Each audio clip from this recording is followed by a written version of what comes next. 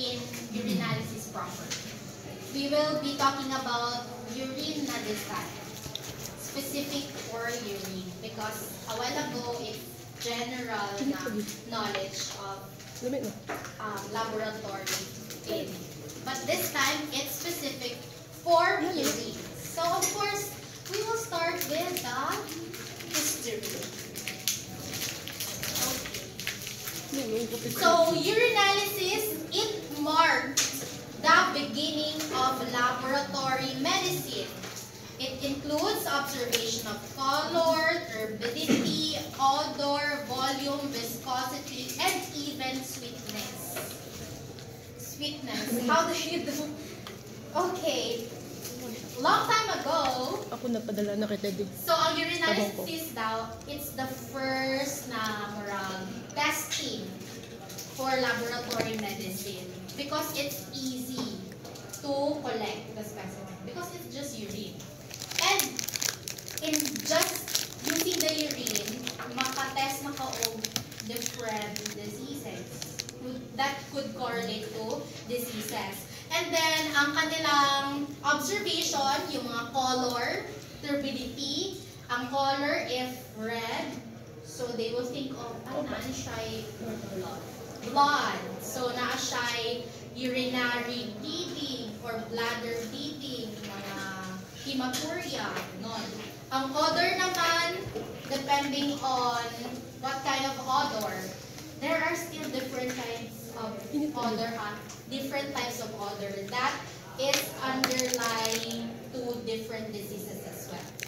May odor na normal lang, meron namang odor na, of course, hindi na siya normal. Ang volume naman, because if lower ang volume ng ating urine, it's either you are kanang dehydrated or it could underlie to disease like too much ADH. You know what's ADH? Antidiuretic hormone. Okay. Sige lang, ma-discuss na ito siya in the future. Viscosity and even sweetness.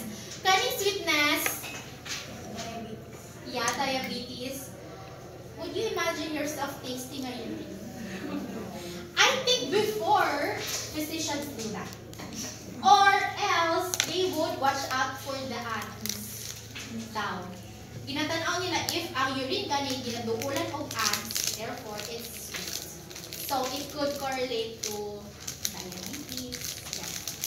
So that's the history. First one is in 5th century BCE. Hippocrates wrote about uroscopy in the 5th century BCE. These are just good to know, but still you should know. So, Middle Ages naman, urine examination is already a part of physicians' medical training. So, ang mga doctors, nag-train na sila on how to examine urine. So, part na sa ilahang trainings in becoming a doctor. In 1140 CE, urine color charts with 20 interpretations were developed. Wow, 20 interpretations ang coloring charts sa urine. However, yeah, this time I think daghan nagyahabon this time, but not so significantly used ang urine color charts.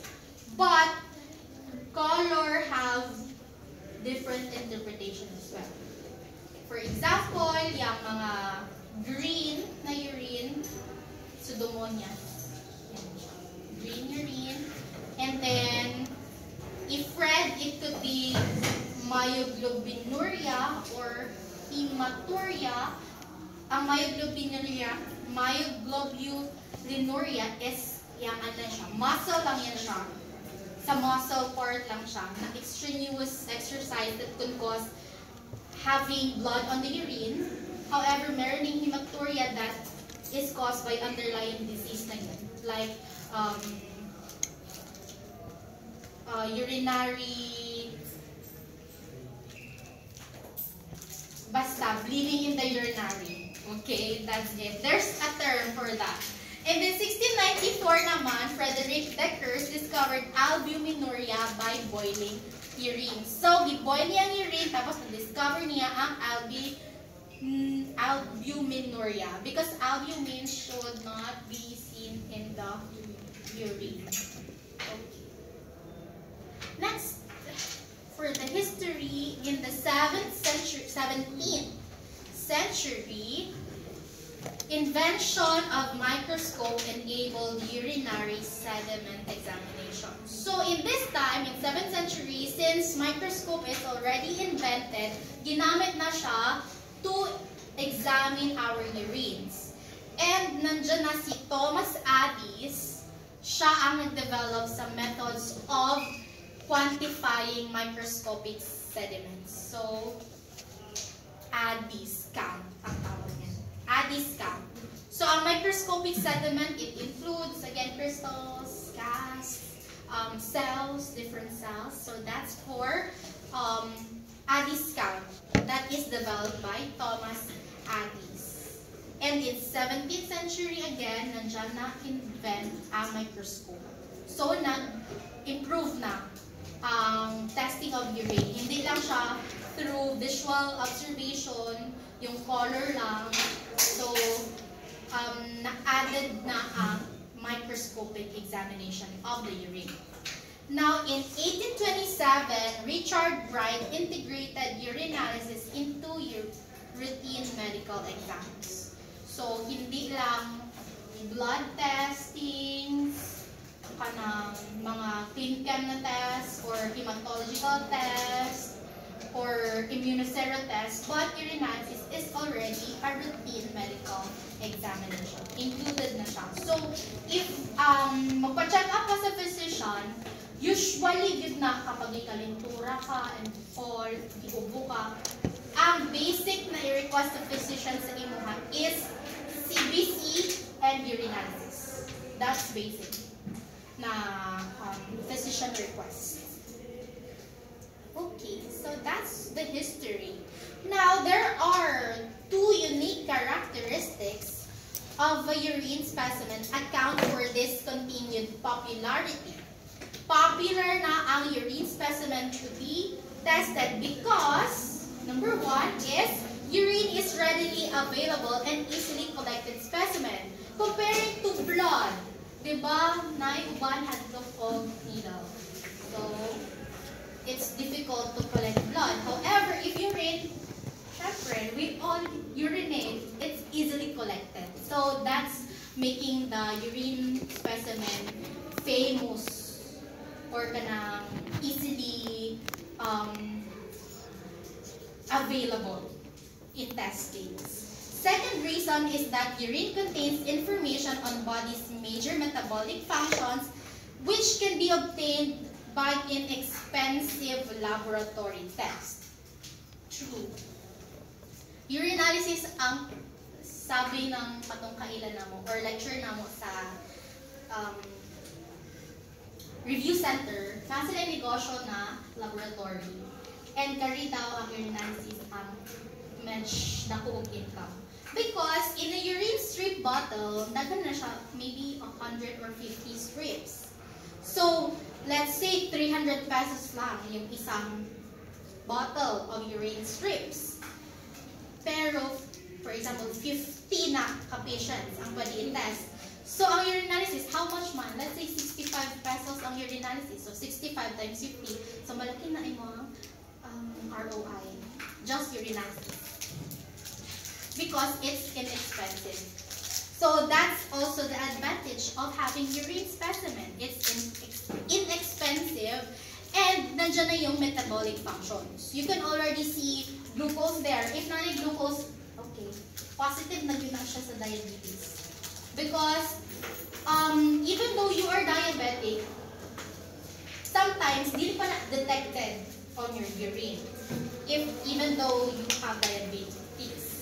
Kasi, na-ay renal threshold that we call. So, if ever na kanang mild pa yung diabetes, hindi pa yan siya makita sa urine na urine strip. However, if you are positive for glucose in urine strips, or chemical testing using the urine strip, then automatically diabetic na dyan ka if makita na sa urine ang glucose. And then what else? Ketonuria, yeah. Ketonuria, nandiyan din, can be detected in urinalysis. So, urine is very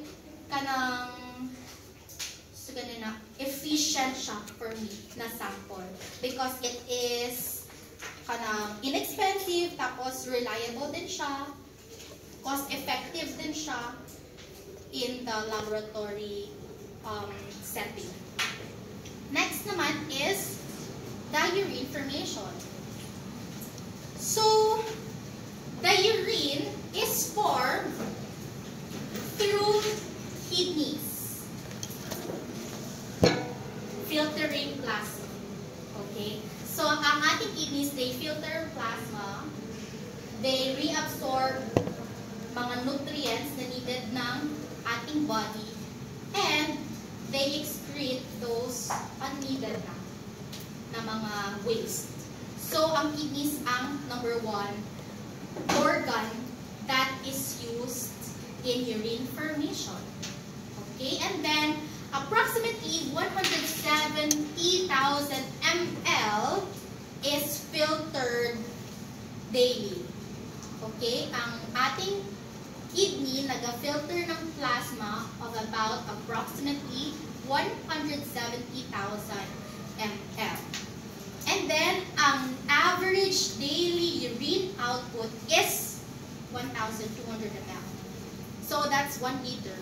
Basically, we excrete urine in a daily basis about 1.2 liters every day, depending on your hydration. Okay, next.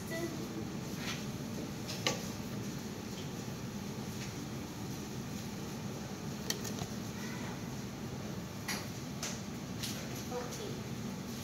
So, ang urine is typically 95% and 5% solute. So, typically, ang water natin, ay ang urine na to kay water lang yun siya, mostly. And then, those 5% solutes, it is composed of organic substances and inorganic substances.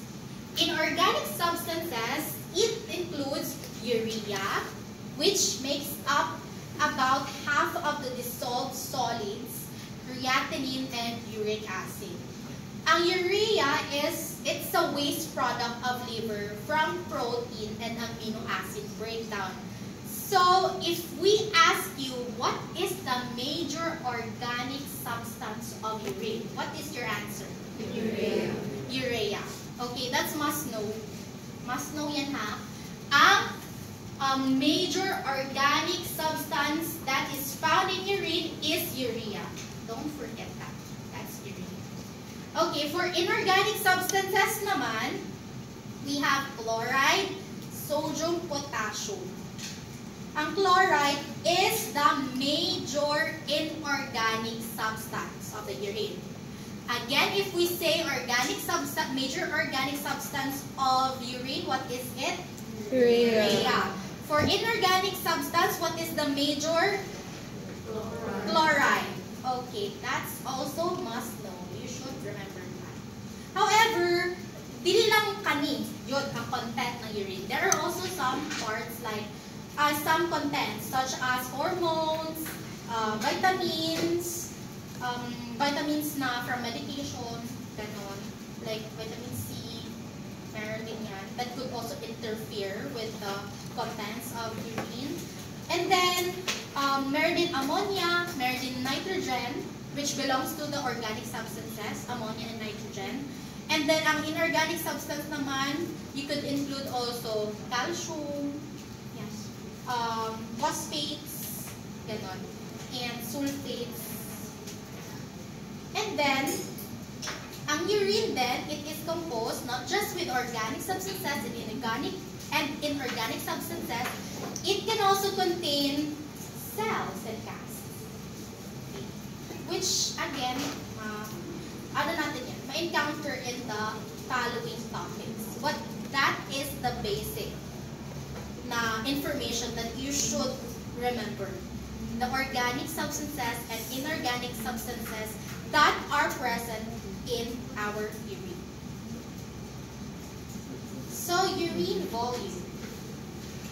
Again, the normal urine output average is about 1,200 to 150 ml per day. And then ang normal range, if we say range, mas bigger ang pag-scope. 600 to 2,000 ml per day. So that's the normal range. But if we say normal urine output na average kay 1,200 to 150 ml per day. However, ang urine volume, it is highly influenced by the body's hydration status. So since water is the major constituent of our body or urine, so depending din siya sa hydration. If we drink a lot of water, then marami din ang ating urine output. Because urine, gani, again, 95% of it is water. So if we hydrate ourselves, more urine output. Okay, so there are different terms used in urine volume. There is oliguria, anuria, polyuria, and nocturia. Oliguria, it is described as decreased urine output. So, lesser ang urine output. For infants, it could be lesser than 1 ml per kilogram per hour. For children naman, it's less than 0.5 ml per kilogram per hour. And for adults, it's less than 400 ml per day. So you can see that the normal range is pinaka-gamay na ang 600.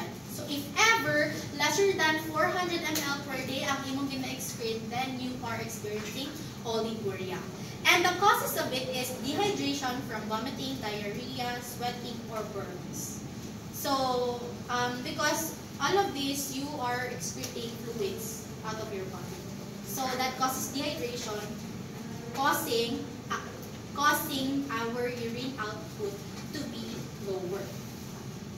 Next is the anuria, complete absence of urine. So ang oliguria, it's just decreased. However, in anuria, kay wala joy urine output. And this is caused by severe kidney damage or reduced blood flow to kidneys. So, because kidneys is the major organ that is used to have a urine output or to filter plasma. So, if severe na gid ang kidney damage, it can cause anuria, which is no urine output at all. That's anuria. Now, for polyuria naman, there is an increased urine output. For adults, it's greater than 2.5 liters a day. In children, it's greater than 2.5 to 3 ml kilograms per day. So, again, ang ating normal range, it's only about 600 to 2,000 ml per day. However, if you have polyuria, you will excrete greater than 2.5 liters a day or 2,500 ml a day. So that's already polyuria. From the name, from the word poly, so marami, increased ang urine output nyo. Now, causes niya is diabetes mellitus, diabetes insipidus, diuretics, caffeine, alcohol. Ang alcohol naman is they inhibit anti-diuretic hormone. So what is this anti-diuretic hormone? It's in your clinker hormones. I heard of Sorry. Okay, so anti-diuretic hormone is the hormone that causes you to reabsorb water in your body. So reabsorption. Okay, ADH. So it can cause malfunction or lower levels of ADH can cause this diabetes insipidus. Okay? We will differentiate this both. Diabetes mellitus and diabetes insipidus. Later. Okay? Sa nocturia naman, increased urine production at night. Nocturia. So, it's talking about night time. So, increase daw ang imuhang urine output during the night. Okay? So, it's about more than 500 ml of urine. So, ang nocturia is about greater than 500 ml of urine at night. So, that's specific for nighttime, ang nocturia naman. Okay, so that's it. Oliguria, anuria, polyuria, nocturia. That's basic facts about urine values, volume. Okay, so now we will discuss the difference of diabetes insipidus and diabetes mellitus, because they differ from specific gravity. What is polydipsia?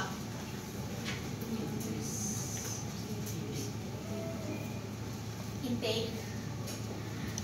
Okay, sige. Polydipsia kayo, increase yung pagka-uhaw. Okay. Increase yung pagka-uhaw ang polydipsia. So, kung uhaw ka, mag-inom ka tubig. So, daghan mo water intake. And that will cause polyuria. Ang polyuria, it can be, if there is polyuria, it can be caused by diabetes insipidus or diabetes mellitus. However, you can differentiate both of them through using this specific gravity. If there is decreased specific gravity caused by decreased production or function of ADH, this is because of diabetes insipidus. Because I told you a while ago na ADH, also known as vasopressin, in mas spelling, basta ganon. Okay, ADH is also known as vasopressin. They reabsorb water in our body. So, if ever nga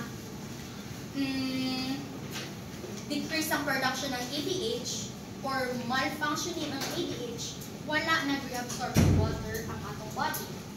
Therefore, asa siya maabot, ma-filter sa kidneys and it will ma-secrete. Yes, ma-secrete sa urine. So, dili man mag-low imuhang ADH or malfunctioning imong ADH, walay mag-reabsorb of water sa imong body.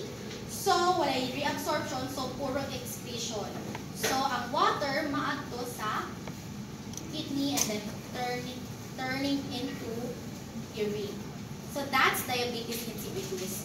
Decrease ang specific gravity because specific gravity is kanang solute content of urine. Compared to diabetes mellitus, we are all aware that this is decreased insulin or decreased function of insulin. So dito naman insulin ang involved. Sa DI or diabetes insipidus, it's ADH. For DM naman, it's insulin. So, might increase glucose siya because insulin is the hormone that controls our glucose. So, if decrease ang insulin, decrease ang function of insulin, there will be an increased glucose in our bodies. That is diagnosis for diabetes mellitus. So, kanimang glucose, it's a solute content. If solute content will contact with water, madala ang water. Okay? So, ang glucose and water, ang glucose, dalawon niya ang water with it. So, kung increase ang glucose, daghan po siya ang water, madala. So, daghan og ihi. However, increased specific gravity because of the glucose content in the urine. So, if we say of diabetes insipidus, decrease specific gravity because water lang ang nasa urine. water lang. So, decreased SG. However, in diabetes mellitus, increased specific gravity because not just water, but with glucose na siya. Okay? That's their difference. However, both of them causes what? Polyuria. Okay? DI and DM both causes polyuria. However, they differ in specific gravity. Nasabtan? Okay.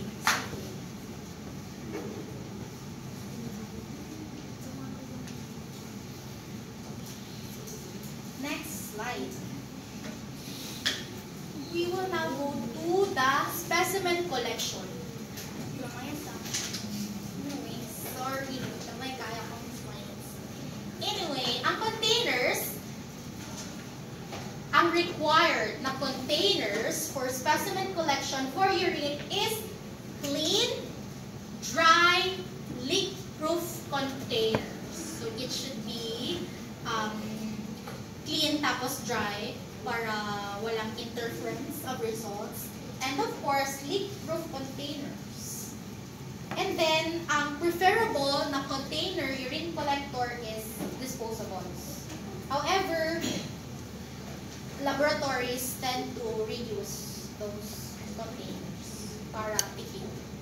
And then, I told you, screw top leads are more secure than snap-on types.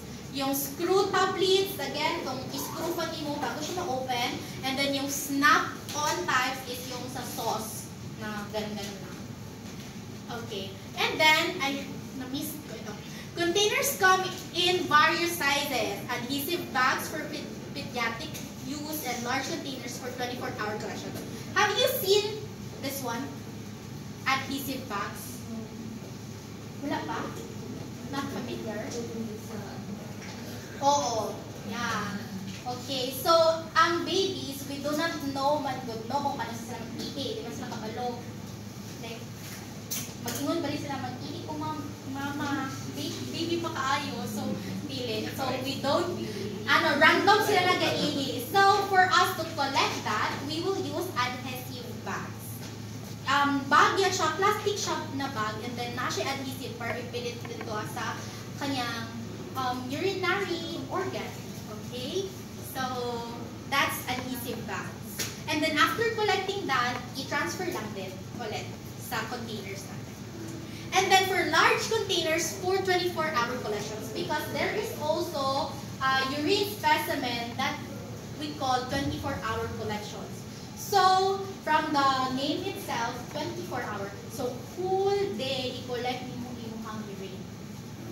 Okay? So, it requires large containers, of course. Liter by liter man ang makollect mo niyan. So, yeah, that's for large containers, sizes for containers. Next is routine analysis containers should have a wide mouth for ease of collection, be clear for visual inspection, have a flat, wide bottom to prevent tipping, and hold at least 50 ml to allow for testing and mixing. So, ang container natin, for routine testing, it has 50 ml content, or maabot dapat ng 50 ml containers natin.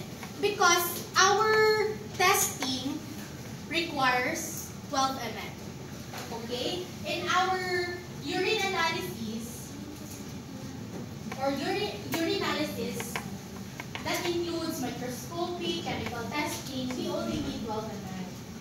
In routine testing, 12 ml. However, man good, there is drug testing. I told you a while ago, drug testing. And drug testing, it requires a whole lot of urine volume specimen. Like 30 to 45 ml ang required niya na amount. So, ang container must be 50 ml ang kanyang scope. Or limit niya is 50 ml. So again, 12 ml ang specimen used for the routine examination of urine.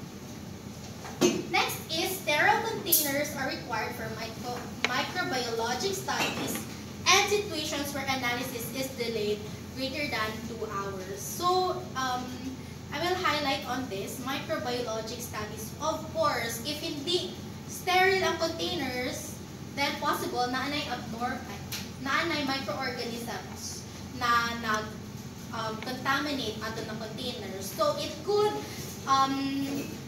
produce a false positive result on your microbiologic studies.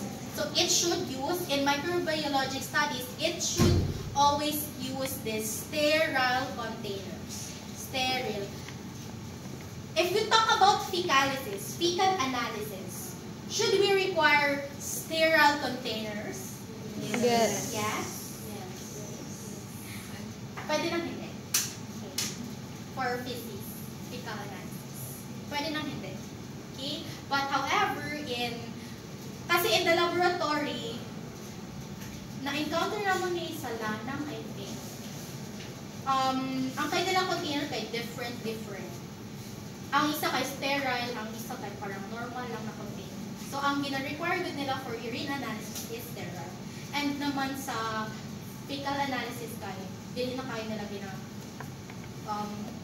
gamit ng sterile. But we want it to be sterile, but hindi siya parang super necessary to have sterile containers in fecal analysis. Okay. Next is, some sterile containers include transfer device compatible with a transfer straw, allowing safe transfer to tubes with preservatives for microbiology, conical tubes for sediment analysis, and round-bottom tubes for reagent strip testing. And in tubes with preservatives, there are also different chemicals that we use in preserving our urines. So that is specific for microbiology, so that dili magdaghan kaayo ang bacteria if ever ma-stand lang ang urine. So it needs to have preservatives for microbiology. Now for conical tubes naman, that is the example. So that is one. Conical. This is used if ma-centrifuge, ibutang ang urine dire, and then you centrifuge the urine, and then the sediments will come here at the bottom. And that is used in sediment analysis. However, since dagdag na siya sa dagdag siya sa expenses, test tube lang din pa rin ang ginagamit natin. Like normal test tube. And that is round bottom tubes. In the round bottom tubes, we do the reagent strip testing there, and dala na po ang sediment analysis dito, using the normal test tube that we have in our laboratory. Though we have this one, I've seen this one time sa lab, nothing ani. Pero, lang, ayaw namin gamitin. Just use the round bottom tubes. Pwede lang naman pa rin. Okay, so that's an example of the containers or transfer device of our urine or specimen collection. Next is the labels. So proper labeling of urine specimens is essential. Of course, reject tayo na if walay label. Labels must include patient's name and ID number, date and time of collection, and some additional information like age, location, provider's name, or physician's name na nag-order per protocol of the laboratory. But, in a clinical setting, ang always lang yun na very important is patient's name. Kasi some of the hospitals or laboratory don't have this ID number unless if sa LANA, may barcode mo ng LANA. So, they have that ID number. Pero usually, patient's name lang talaga meron. Patient's name, ang label, and then, itong date and time of collection, not so used, not so kanang gina-require sa laboratory. However, it's still important so that we would less than an hour pa siya or less than 2 hours pa siya since the collection time. And then, this one, additional information, just per protocol na yan ng laboratory. And then, labels must be attached to the container, not the lid. So, in this picture, asa dapat ibutang? There's a red or sa white? Sa white. Because, kanina god, matanggal-tanggal niya siya. Tapos, halimbawa, nadari ang name. Taghan kay kag sample, edi i-open mo, i-plaster ni mo tayo ito, misplaced. So, you don't know who's who. So, dapat, ang imong sample container, ang label kay naa sa container mismo, not on the lid. Better gani if both. Naa siya. Pero that's per protocol pa rin ng laboratory. Depending on laboratory's protocol. So, yeah. I encountered that in Histupa namin. Ginam-numberan namo ang lid and then the container. However, in urinalysis, just the container lang. In my dapat may label. Okay? That's the protocol in specimen collection. And then, okay, additionally, ang label should remain secure even if refrigerated siya or frozen. Now, in requisition, a requisition form must accompany urine specimen sent to the lab. Information on the form must match the specimen label. The form may include method of collection or specimen type, interfering medications, patient's clinical information, and the time of specimen receipt must be recorded on the form. So this is an example of requisition. You see here yun, ICBC, FES, HB1C, gano'n and all. And then, naa siya urinalysis, this one. Kung i-check na, therefore, patient will be tested for urinalysis. However, if wala ganina na test ay na-check ka nila, unya na siya urine specimen, you won't process. Okay? It needs to have ang specimen mo dapat na siya accompanying request. Okay, dapat na ang siya request. And of course, ang request po dapat match sa label. Okay? If mali ang spelling, dapat tingnan mo ang cashier. Cashier man ang usually nag-process sa names and identifications of patients. Because we don't want na iba-ibang person, malay mo, same lang dahil sila of name. Or namali lang o letter ang isa, tapos ma-diagnose na siya of diseases since healthy siya ng person. So, it needs to have a request for us to process. Okay? It needs to have a request for us to process. However, in some laboratories, kanang specimen na good ang idiretso ihatag. So, sometimes, wala sila yung request form na ipakita, na paper printed, but may text check on the system, computerized system, para double checking if naapag-yung urinalysis na request for this patient. So again, ang specimen, urine specimen, it should have an accompanying laboratory request form that is requested by their physician or patient's physician or doctor. Now, these are the reasons of specimen rejection. First is specimens in unlabeled containers. So, basic naman siya, okay, right? Walay label, rejected din na siya tayo. Even into blood, mag-draw ka blood, walang name, reject, recollect ka agad. In urine naman, prone niya siya, especially if ang laboratory kay ang patient good mismo lang ang magbutang sa ilahang urine sample.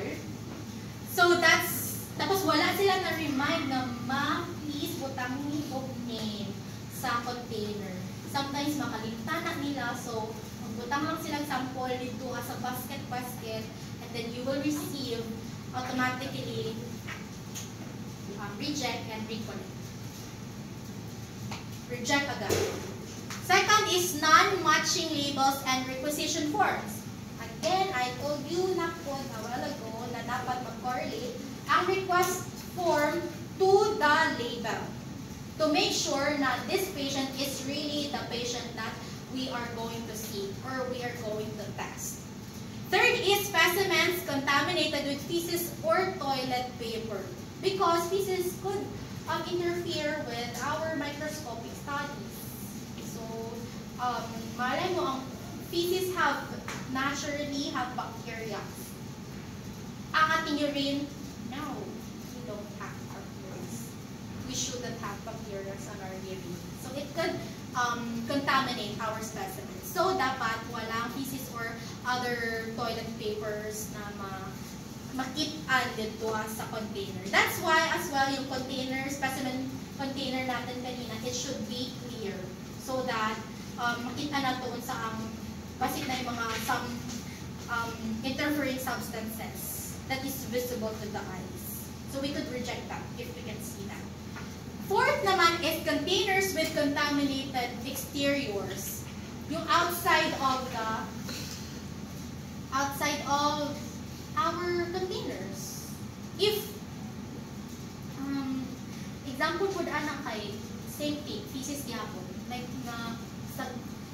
of course kay usually magod ang request kay urinalysis and metalysis. So sabay niya i-collect. Sometimes it happens mga dirty po lang urine container. So we should reject that as well. Number 5 is specimens of insufficient quantity. How much gani ang needed for your routine examination in urine? 12 ml. Yeah, it's 12 ml. Especially if automated ang ginagamit mo na machine in urinalysis, it should have 12 ml. Kay machines, hindi ba maka-adjust ang machine? Kung saan na input sa machine, then that's it. However, if kita, humans, or manual ang testing natin, we can still accept, especially if kanang bata good ang mga patients, they have lower urine output. So sometimes ang laboratory medtechs ay will just accept kahit gamay lang ang kanyang urine na specimen or sample. So we can still accept that. However, in terms of automated machines, so prone siya sa rejection if there is an insufficient quantity. And another example again is the drug test. Kapag gamay din na siya ang drug test ni mo na sample, it should be rejected and recollected din siya. Because they need 30 to 45 ml of urine sample. Number 6 is specimens that have been improperly transported. Kahit saan-saan lang i-collect. Naami before, but this is for fecalysis. I-collect siya sa galing Coke mismo. First Sprite lang siya. Ang ipasa sa laboratory, so na-stress ang medtech on Sunday. So, but that's for fecalysis. Fecalysis siya. Yeah, imagine, sige daw, pasahan ka o gano'n. Coke Zero, and then nandun ang urine niya. We need buy a sterile containers. So, if gani ang urine specimen mo na na-receive is not collected in a proper container, so that is subject to rejection. So, and as well, yung time good, kapag more than 2 hours na ganina siya, from the time of the specimen being collected, then that's already rejected. Because that can cause false positive results, especially with bacteria. And false negative results to other components of urine as well. Next is, nandito na siya. Okay, specimen handling. So in order to maintain the specimen integrity, it should be tested within 2 hours of collection. And if delayed, they must be refrigerated or treated with a preservative. We have different preservatives, but the easiest way to preserve a urine is through refrigeration. And ang specimen preservation, ang refrigerator na temperature is about 2 degrees Celsius to 8 degrees Celsius. And again, this is the most common method of preserving our urine. And then we also use chemical preservatives or transport tubes used. And then for our urine cultures, we should keep specimens refrigerated for up to 24 hours. And then before testing it with the reagent strip or urine reagent strip testing, it should be returned to room temperature because these reagent strips have enzymes. And enzymes are very sensitive to temperatures. Okay, so dapat mabalik siya after refrigeration, mabalik siya into the room temperature before the reagent strip test.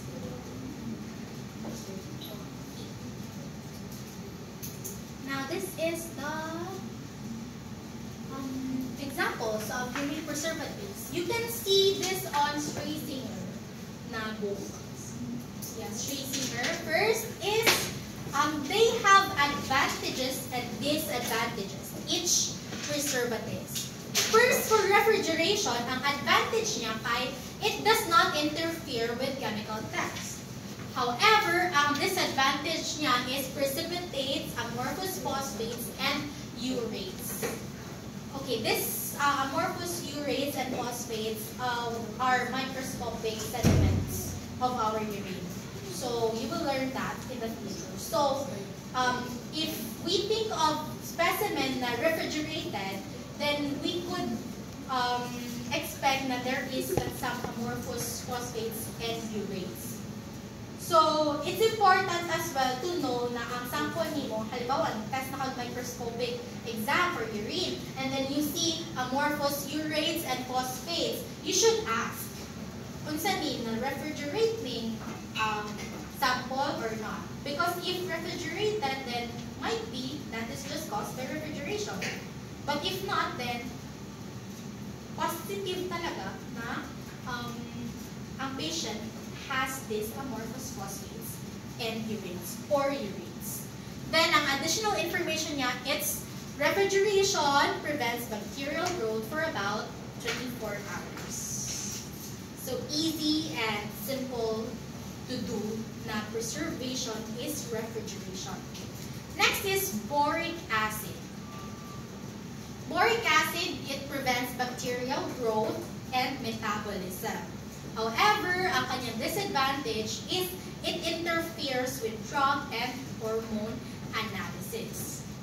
But the positive thing as well is it keeps pH at about 6 and can be used for urine culture transport. Remember, urine culture transport and prevents bacterial growth. Because that's kanang usually asked the question, what preservative prevents bacterial growth? Best for culture transport? Then that will be boric acid. Okay? And then formaldehyde or formalin. This is excellent for sediment preservative. However, ang disadvantage niya, it acts as reducing agent interfering with chemical tests for glucose, blood, leukocyte esterase, and copper reduction. And additional information is we should rinse specimen container with formalin to preserve cells and gas. So, if you are asked, this preservative is best or excellent for sediment preservation, and you will answer formalin. Okay? Kapag gani, you will ask with sediments, yung mga cells and casts, you will answer formalin. So that's unique for formalin. However, kani, siya ay disadvantage. But if you are just testing or looking for the sediments, then you can use formalin. If hindi ka urine spills, so it's okay lang to use formalin. Sodium fluoride naman is a good preservative for drug analysis. However, it inhibits reagent strip test for glucose, blood, and leukocytes. Sodium fluoride nag-preserve siya ng drug analysis. So, mga drugs, usually in drug testing. Okay, sodium fluoride can be used as preservative of our urine samples. Next is commercial preservative tablets. This is convenient when refrigeration is not possible. And it has controlled concentration to minimize interference. However, the disadvantage of it is that you should check tablet composition to determine possible effects on desired text. So, if hindi possible ang refrigeration, then you can use this commercial preservative na tablets. However, personally, I haven't encountered pa this preservatives. Even this boric acid, formalin, sodium fluoride, wala pa ko pa-try anak in the laboratory, nag-preserve ang urine with this kind. Maybe refrigerator, pwede pa. Naka-try mo eh. Pero wala man ata may ka-try po.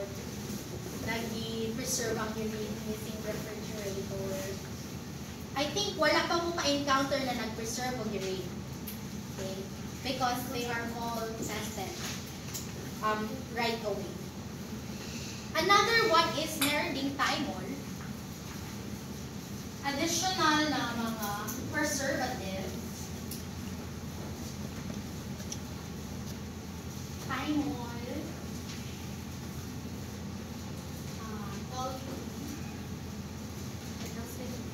And phenol. So those are another example of preservatives. Ang thymol kay gihapon na siya for glucose and sediment. Gihapon siya. Okay, next is, so these are the changes na mahitabo if our urines are not preserved. Color. Ang color kaya it can change to darker color because there is an oxidation or reduction of metabolites. Ang clarity, this is decreased because there is a bacterial growth and precipitation of amorphous materials. Because if you see amorphous inside or under the microscope, it looks like sandy. Ano siya, amorphous. So if there is a lot of that, kapag kasi, if unpreserved magod ang urine, magdaghan ang amorphous. So if magdaghan ang kaniyang content, of course, ang clarity of your urine will also be decreased. Mag-blurry na ang urine ni mo na sample. So that's if unpreserved ang imong urine. Next is the odor. It's increased because bacterial multiplication causing breakdown of urea to ammonia. Have you smell ammonia? Yes. Diba? Mabaho ang ammonia. Okay? So ang bacteria, mag-multiply na siya if in the long run, if we don't preserve the urine. So, kaning bacteria, some of our bacteria will break down urea to ammonia, causing the odor to increase in unpreserved urine. And then, pH. This is increased. If sabing increased ang pH, is it acidic or basic? Increase. It's basic, okay? Basic ha if increased ang pH. So that is caused by the breakdown of still urea to ammonia by urease producing bacteria or loss of carbon dioxide. still, it is caused by the bacteria na nag-breakdown of urea to ammonia, which causes our pH to increase, making our urine less acidic or basic. Because ang ating urine, usually acidic man doon ang urine. If gani, 7 ang pH sa urine, ano na yan siya? Abnormal. Either i-adulterated, kanang ibutangan ng water, or kalang dyan kayo sakit. But basically, hindi mag-abot ng pH na 7 ang urine natin. Like, mga 6, 6.5, ano na ang urine natin. And then, next is glucose. Glucose is decreased because of glycolysis and bacterial use. Again, kay unpreserved ang urine, magdaghan ang bacteria. And you know that bacteria will eat up glucose for them to live. Para na sila ay kaunod. So, ang glucose ang ilang kaunod, ang bacteria. Therefore, causing the glucose to decrease in unpreserved urine. Ketose naman, it is decreased because there is volatilization and bacterial metabolism. So, basically, ang bacteria yun ang nag-cause of changes in our urine. It's either decreasing the content or increasing the content. Bilirubin decrease naman because of exposure to light or photooxidation to biliverdin. Do you know paano mag-collect if there is an exam? There is a test request for bilirubin. Well, Yeah, rapid in oil. Or yung, tawag na, carbon paper? pwede and pwede Carbon ba? paper, yung, kanang, kapag mo carbon paper? So, Right? Kanang, ibutang ni mo papel rin, tapos ibutang carbon paper, magsulat ka diri, apilang sulat. Grabe, huy, bata pa man, guys, meron naman ko, galing mo lang kaayaw mo lang makatry na. So that is the, kanang, parang proper collection of blood if there is a test for bilirubin. Because bilirubin manggod will be, yun, ma-oxidation to biliverdin if it will be exposed to light.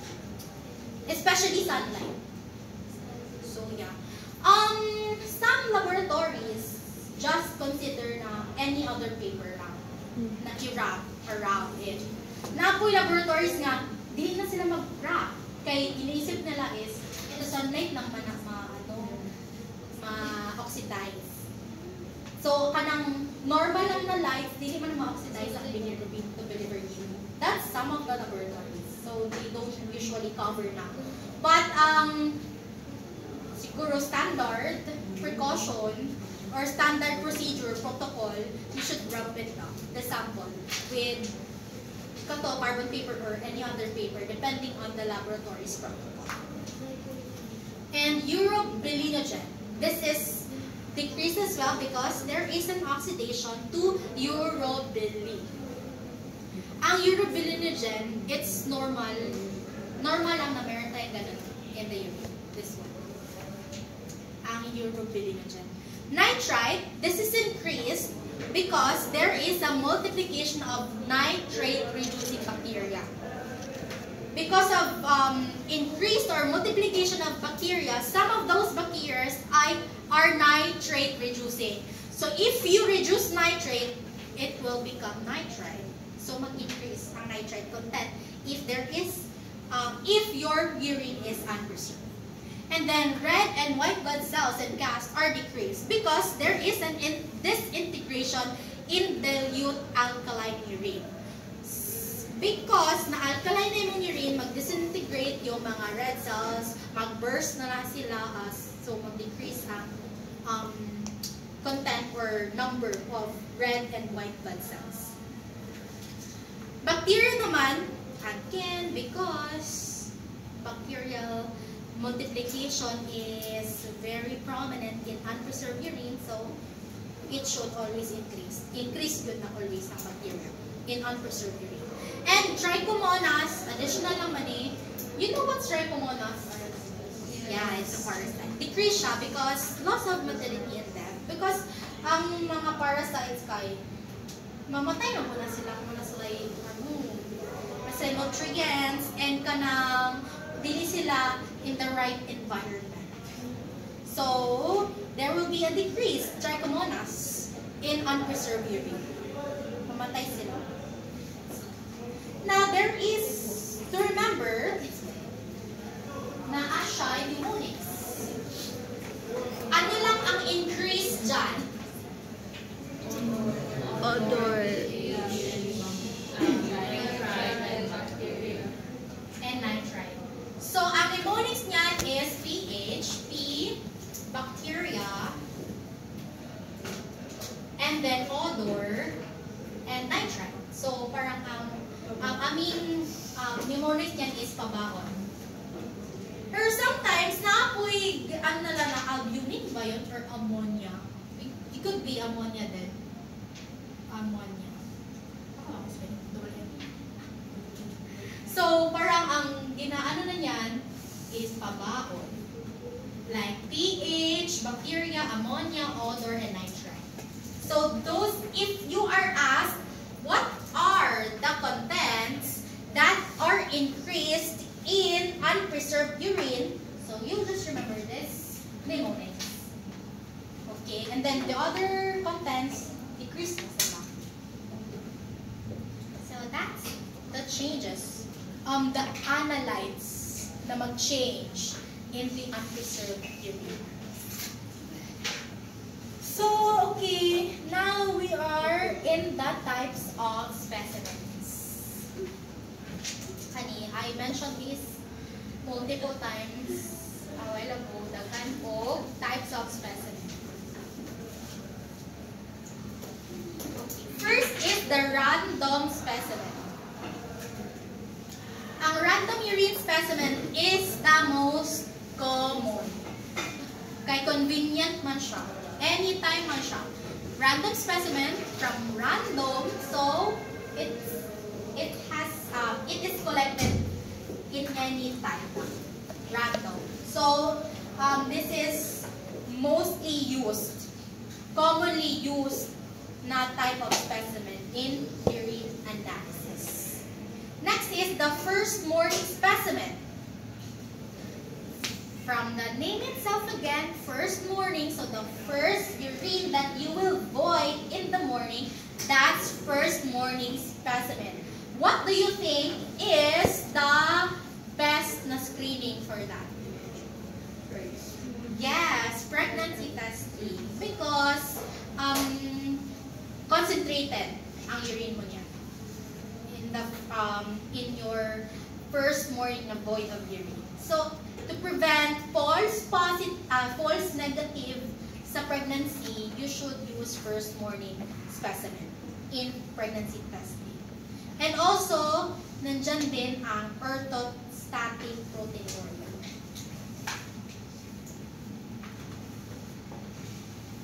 You know what's orthostatic? Orthostatic proteinuria.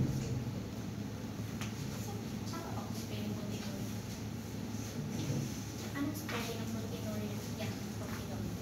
Orthostatic proteinuria. From this proteinuria, what comes in your mind? Protein in the urine. Okay. Because ang urine, wala siya. Normally, wala dapat siya protein content. However, in orthostatic proteinuria, ang ginamit ng orthostatic is standing kagod. Mag-increase mo ang protein level mo niyan. So, common siya sa mga yung sales lady, ganon. Like me today, I'm standing for hours na common yan siya. So, if you want to assess orthostatic proteinuria, then you should use first morning specimen. Because, if halimbawa, I'm working right now, and then magpa-test ko sa ako ang EE, and then it will have protein, positive for protein akong urine. So, I would think of halabasik because I just stand for a long period of time. That's why there is protein in my sample. In order to make sure na healthy ko, mawala ko proteinuria, then I will have this first morning specimen. If negative ang protein ko sa first morning specimen, it means I just have orthostatic proteinuria. Like, ano lang siya, based on my position lang siya in a day. Hindi siya like legit or na proteinuria, yun dahil siya nga very, kanang, what do you call that? Very serious na proteinuria. It's just orthostatic proteinuria. Pero this is yapon siya. But, yeah, that's how you will differentiate or diagnose orthostatic proteinuria. Next naman is 24-hour or time specimen. This is used for accurate quantitative analysis for solutes that show the urinal variation. So, 24-hour specimen na urine, it could be used in hormone studies. Kasi ang hormones, they have, some hormones are diurnal. From time to time lang sila mag-increase. So, for us to assess it correctly, we will use this 24-hour or time specimen. It means na lahat ng urine output mo for the whole day, you should collect it in a container. Next is catheterized specimen. So, using catheter inserted into the bladder, so that's catheterized specimen. And this is used in the bacterial culture testing because lesser ang exposure to environment. Kasi direct magod siya, ang catheter, i-direct siya sa bladder, so no exposure to environment, so lesser ang bacterial contamination. So, catheterized specimen is used for bacterial culture. Next is the midstream clean catch specimen. This is used for bacterial culture and routine urinalysis. This is also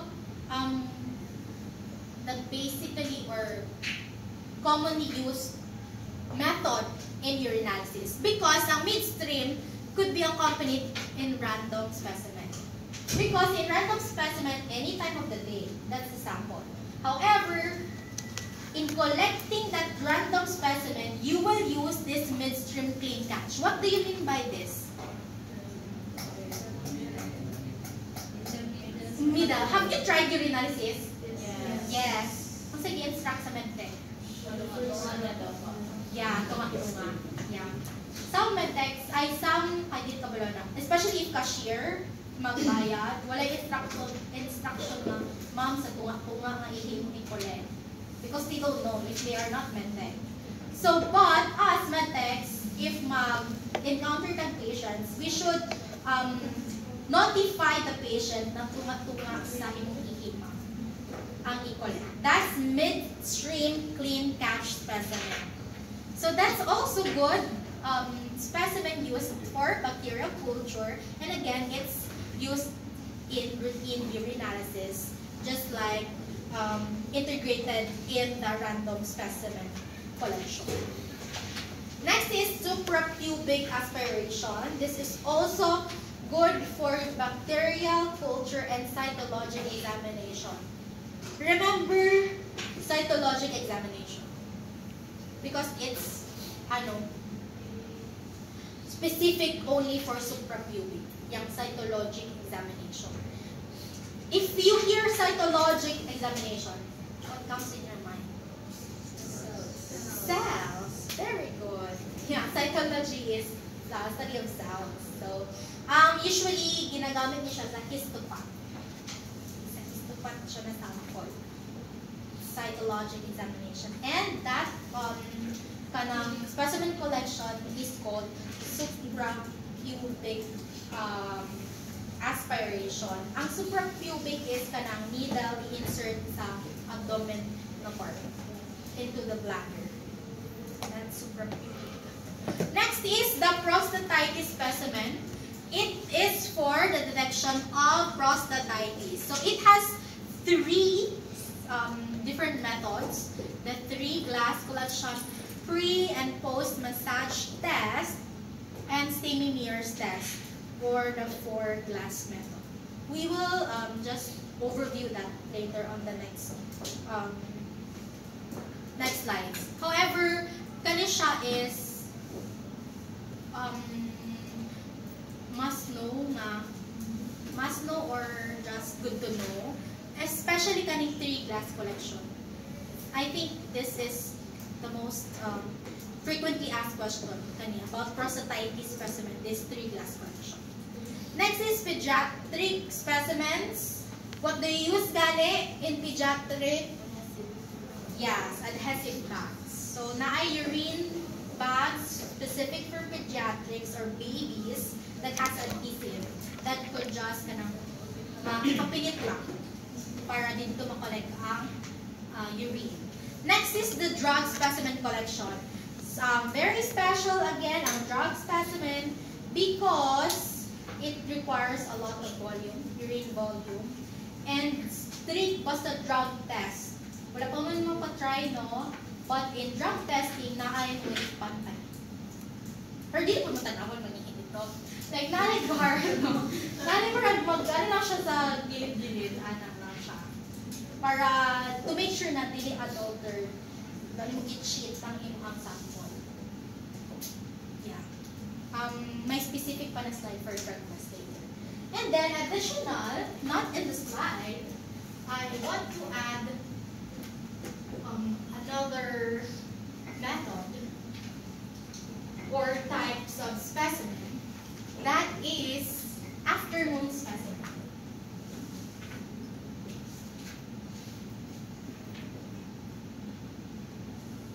Around 2 to 4 p.m. So, wala pa mo CC, but yeah, because this is specific for urobilinogen. Okay? Urobilinogen determination. Because ang urobilinogen, it peaks in these hours. Taas ang possibility that you will detect urobilinogen in these hours, 2 to 4 p.m. That's also called afternoon specimen. Next naman is the fasting or second morning. What do you think this type of specimen is for? Glucose. Yeah, glucose testing or diabetic monitoring or diabetic screening. Another one is 2-hour postprandial. What do you mean by postprandial? Yes, after eating. So it's the same thing. After 2 hours of eating, the urine sample will be collected, and that is a good sample for glucose monitoring or diabetic monitoring. And another one last is, glucose tolerance. Glucose tolerance. Okay. This is accompanied with the OGTP. Are you familiar? Yes. Yeah. For pregnant women. Pregnant women siya kay if there is a possibility of diabetes na specific lang for pregnant. So, in the blood, it's called OGTP, and we also have that in the urine. It's the glucose tolerance sample in the urine. And I have last one is the 12-hour urine. 12-hour urine is for sediment. Good or best for sediment. It's also called, if you remember, kanina sa history, atong testing of, diba, na-invent na ang microscope. There is this one person na nag-start na of testing for sediment examination. Thomas Addis. Okay, Thomas Addis. So therefore, ang 12-hour urine is also called the Addis count. Ay, Addis sample or something like that. Kasi si Addis man ang develop, okay, in measuring the sediments. Ang sediments could include what? Cells, cast, and crystals. Okay. So 12-hour, also called as Addis count, developed by Thomas Addis. So that's for the types of specimens or urine specimens. This is now specific or prostatitis specimen, the 3-glass collection. In this sanod, from the name 3-glass, so ang urine is collected in 3 containers. First urine stream, collected in the sterile container, that's our first specimen. And then ang midstream portion, i-collect siya sa second container. That's our second specimen. And after that, prostate is massaged. Then ang remaining urine is collected onto the third container, which will be our third specimen.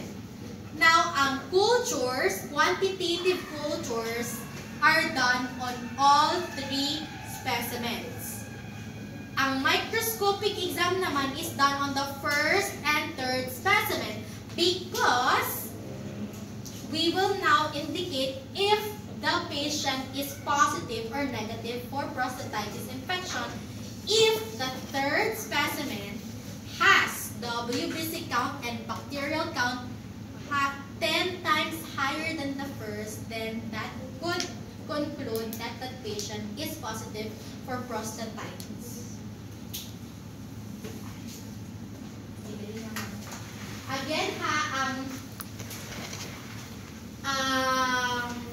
3-glass collection,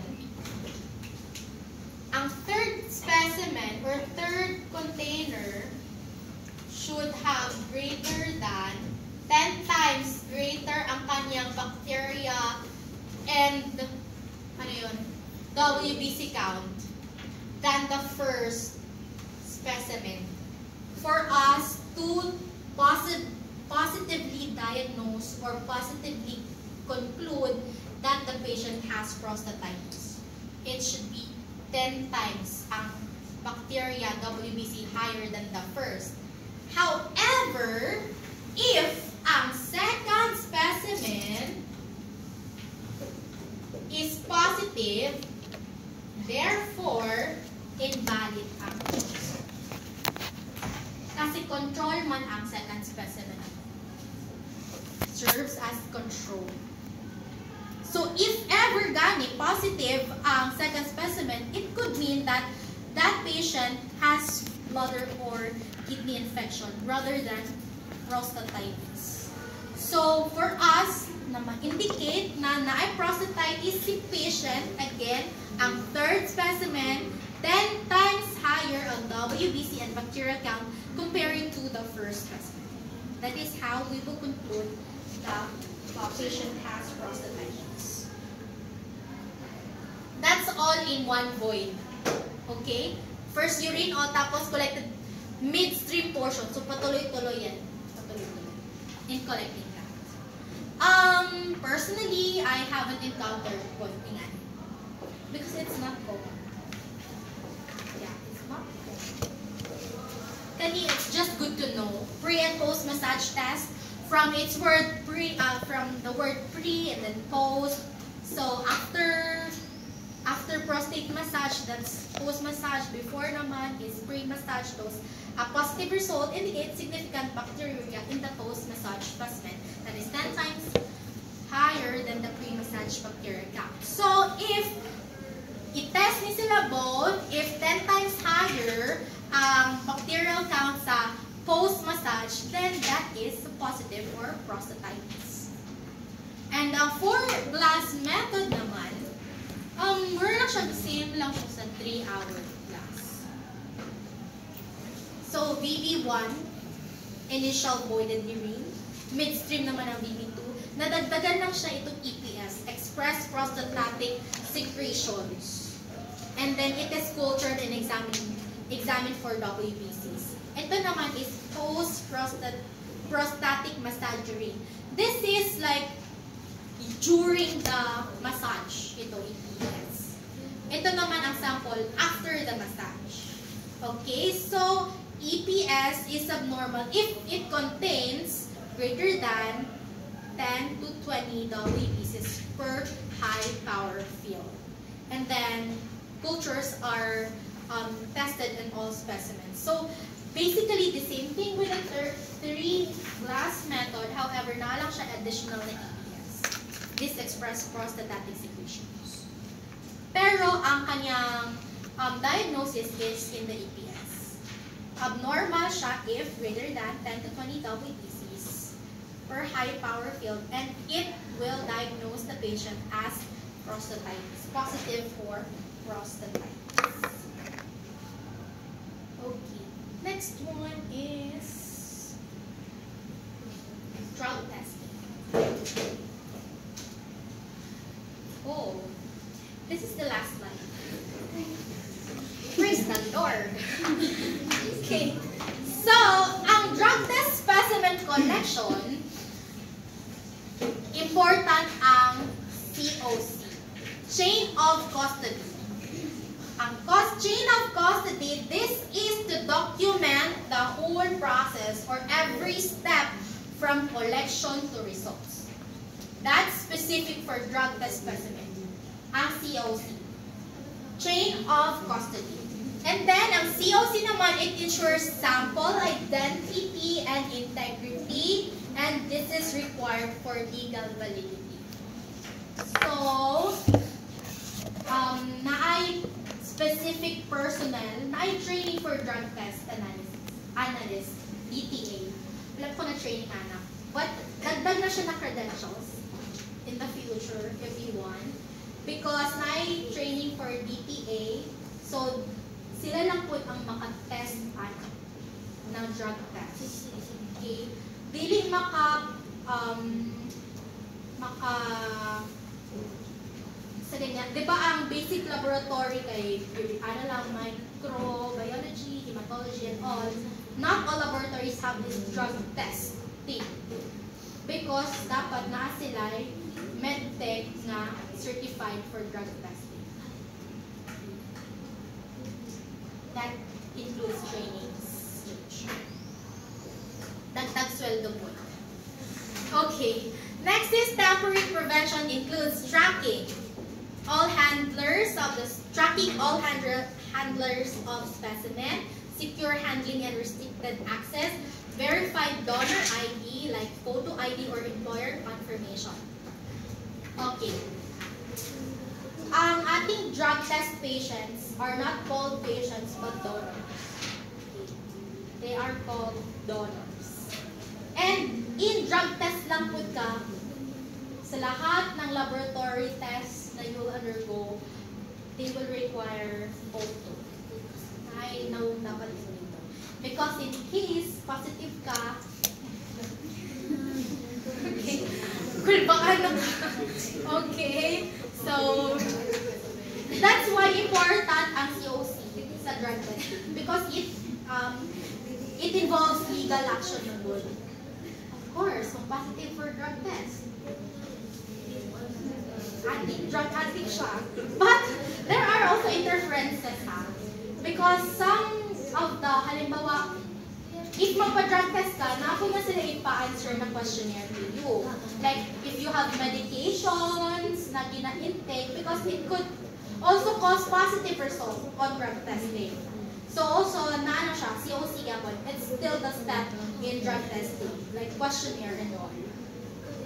So, and then ang collection types is, it has witness na collection types. Ang witness is same gender collector observed if tampering is suspected or per policy.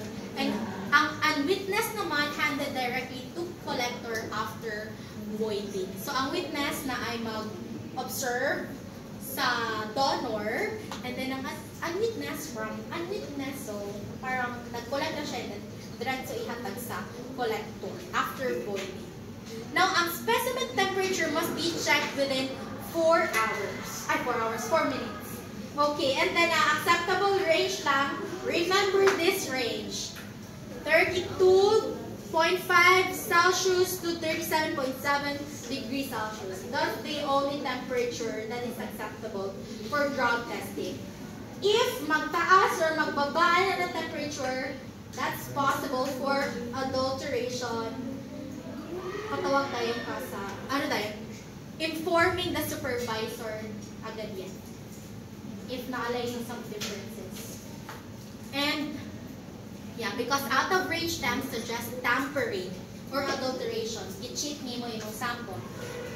And kanina ask ko niya siya, if ever that there is a tampering, possible tampering, or you notice that there is the sample na hatag sa daughter is adulterated, ang first na himuon is to report immediately to the employer, if employee siya, or supervisor of that donor.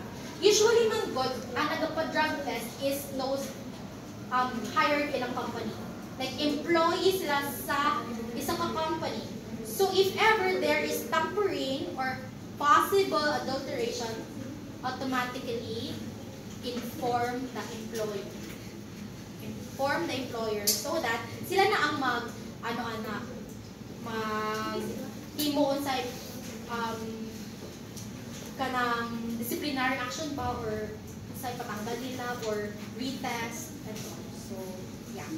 That's the basic na gawin mo as a medtech if you see tampering on results or adulteration. Next is visual inspection of urine color is also done to detect adulteration. If you observe in the drug testing analysis, ang toilet nila ay bluing agent. Okay? May bluing agent ang water nila sa toilet. Or para make sure na dili nimo dungagan og water ang imong sample. Because also baya again if aking gisabi kanina 30 to 45 ml ang content dapat ng ating drug test na specimen.